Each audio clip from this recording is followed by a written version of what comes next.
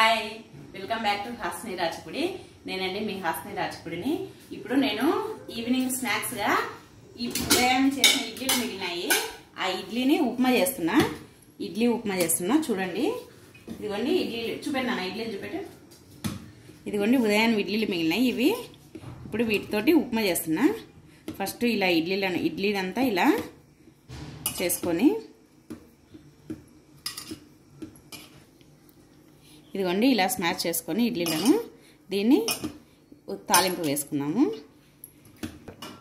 ఇదిగోండి ఇడ్లీలను అంతా ఇలా స్మాష్ చేసుకొని ఇప్పుడు దీన్ని తాలింపు వేసుకున్నాము. స్టవ్ వెలిగించుకొని కడాయి పెట్టుకొని ఒక 2 టేబుల్ స్పూన్ల ఆయిల్ వేసుకోవాలి. ఇదిగోండి ఇలా ఆయిల్ వేసుకొని ఆయిల్ హీట్ అయిన తర్వాత జీలకర్ర ఆవాలు వేసుకోవాలి. అవి కొంచెం చిటపటలాడాలి. ఇదిగోండి జీలకర్ర ఆవాలు చిటపటలాడుతున్నాయి. ఇప్పుడు 2 ఎండుమిర్చి, ఒక చిన్న ఆనియన్ కట్ చేసుకున్నా. ఆనియన్, పచ్చిమిరపకాయలు. దీంట్లో కారం వేయం కాబట్టి కొద్దిగా పచ్చిమిర్చి వేసుకోవాలి. ఎక్కువనే పచ్చిమిర్చి, కరివేపాకు వేసుకొని ఇవి వేగాలి.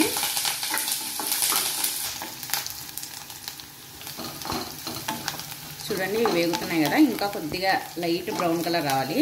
ఎవరైనా నా ఛానల్ ఫస్ట్ టైం చూస్తున్నట్టయితే సబ్స్క్రైబ్ చేసుకోండి. ఎప్పుడు చూసే వాళ్ళైతే మీ రిలేటివ్స్కి, మీ ఫ్రెండ్స్కి అందరికీ షేర్ చేయండి.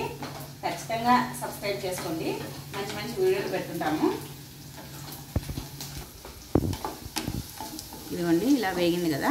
ఇప్పుడు దీంట్లోనే కొద్దిగా పసుపు వేసుకున్నాము. ఇదిగోండి కొద్దిగా పసుపు వేసుకొని ఒకసారి బాగా కలుపుకోవాలి.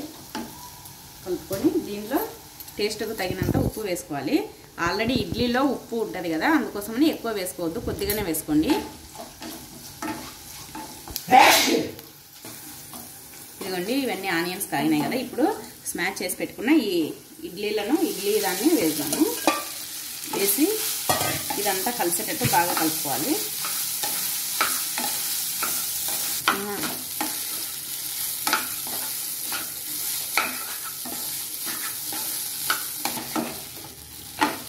ఇదిగోండి ఇప్పుడు దీంట్లో కొద్దిగా నిమ్మకాయ పిండుదాం. నిమ్మరసం పిండుకోవడం వల్ల టేస్ట్ బాగుంటుంది. ఇలా నిమ్మరసాన్ని పిండుకొని మళ్ళీ ఒకసారి బాగా కలుపుకున్నాము.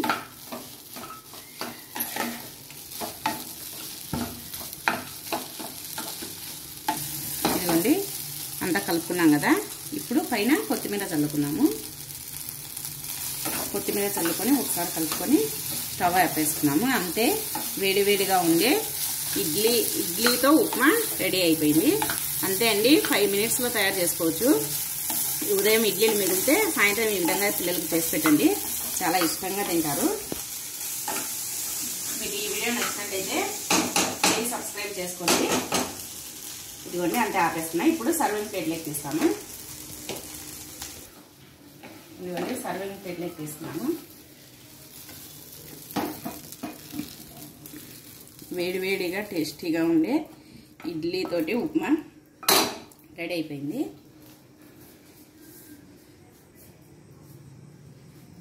చూడండి ఇడ్లీతోటి ఉప్మా రెడీ అయిపోయింది.